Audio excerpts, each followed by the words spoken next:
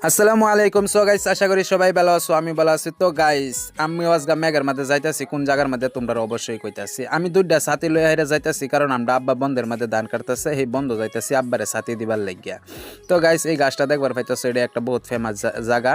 এই গাছের তলে আমি আগে পরে বহুত ভিডিও বানাইছি।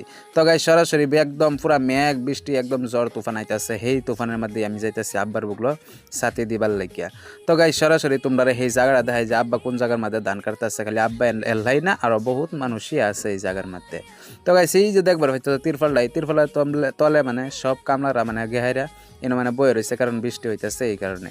তো গাইস, এই যে দেখবারই হইতেছো তারা মানে তিরফলের তলে, আমি তোমরা দেখাইলাম। তো গাইস, এই যে দান্ডি যায়, এই দান্ডি কাটতেছে।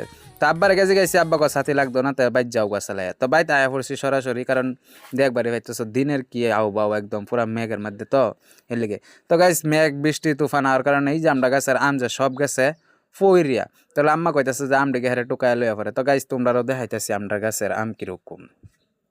তো আমরা গাছের আম কিরকম তোমরা অবশ্যই দেখাইতেছি। হয় আমরা গাছের আমডি বহুত ছোট ছোট, কিন্তু কিন্তু বহুত মিঠা আছে এই আমডি। দেখবারই হইতেছে বহুত মিঠা, খালি এনে না একদম পুরা আম ফইরে একদম সব মানে আম ফইরে একদম আম আম হয়ে গেছে। তোমরাও দেখাইতেছি। আমি মানে একটা সয়রা লয়ে লইছি, কারণ সয়রার মধ্যে আম টুকায় থইবার লাগে। এই যে নাম ফইরে রয়েছে, নাম ফইরে রয়েছে, একদম সারা আম আম হয়ে গেছে।